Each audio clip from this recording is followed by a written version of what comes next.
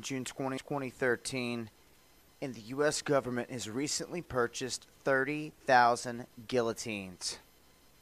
Yes, you see it right there. Now, this was lobbied for by Congress, and it passed. You have to ask yourself if all the beheadings of the Muslims that they're pulling off, well, the Muslims beheading people all across the place, if this isn't to try to desensitize the U.S. for future events. Because as the information comes out, it looks like 15,000 are being currently stored in Georgia and 15,000 currently stored in Montana. Now, you need to go and research Rex 84 and get caught up to speed if you haven't for what is going on with the prison camps. Do you see what is going on behind your back? They've got you blinded by the mainstream media. There's also a little list of all the camps that are in each state.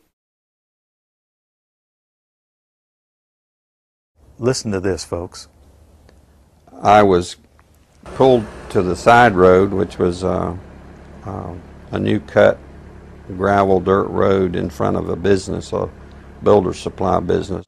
And the right side of the road was filled with, which I thought was portable toilets. I never looked at them that close. Same in color, maybe black, but which was an odd color. And I asked him about the field of black boxes.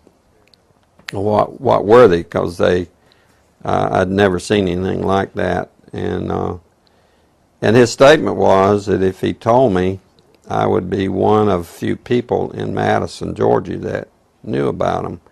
And he says they're disposable coffins, I believe he told me.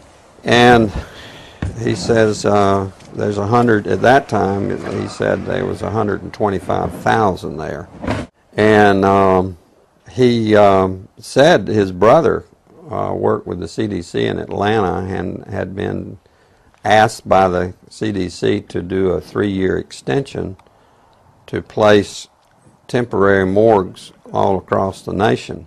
As I went back to my home office, I spoke of it there, and of course people usually don't want to hear too much about this kind of thing. So it's never been mentioned, publicly, except just here and there, because most, like I said, the reaction I got, people didn't want to know about it, the few people that I spoke to. And the brother of the man that owns this field, that the government is leasing this field from to store these disposable coffins, this brother was given 3 years to set up temporary morgues around the country. Now, we found the website that we think these disposable coffins were made at, and we noticed that the lids that they're advertising on the website were rounded. But the lids, hundreds of thousands of lids there, the lids we found, folks, were flat, and they were reinforced.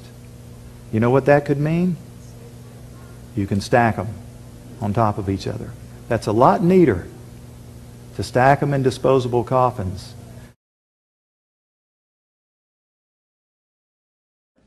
Exclusive government activating FEMA camps across America, across the United States. Sent to us by people in government. I'll just leave it at that.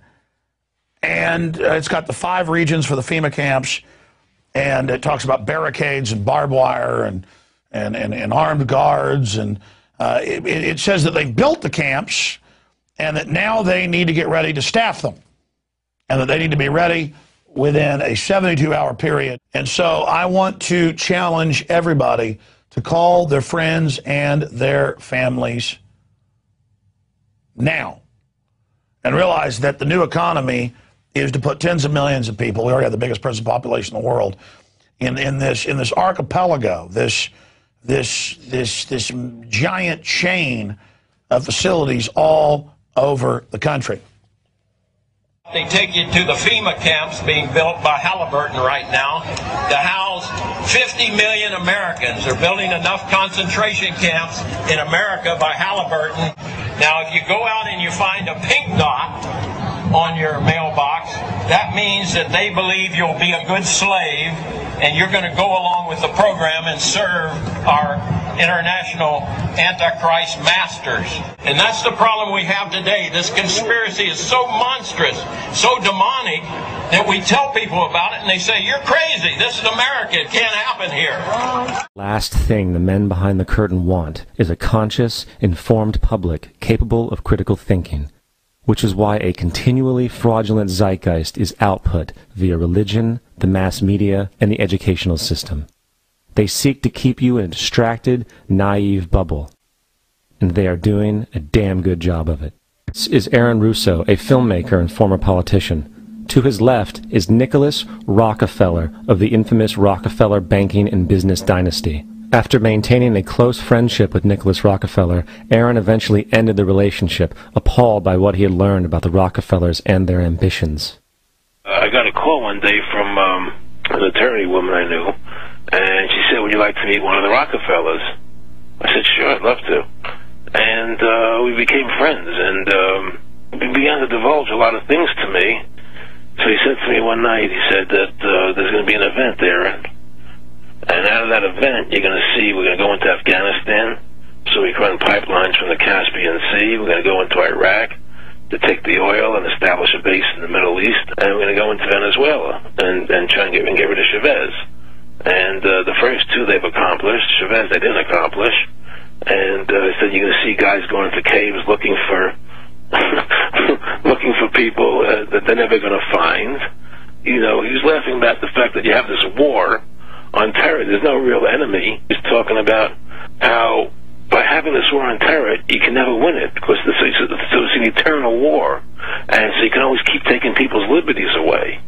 And I said, how are you going to convince people that this war is real? He said, but the media can convince everybody it's real. I mean, you know, it's just that you keep talking about things, you keep saying it over and over and over again, and eventually people believe it.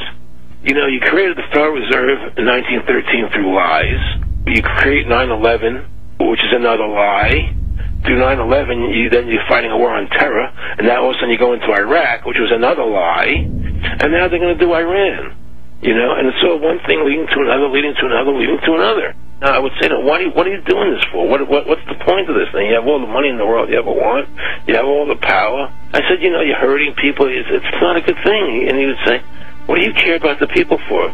Take care of yourself and you take care of your family. And then I said to him, what are the ultimate goals here?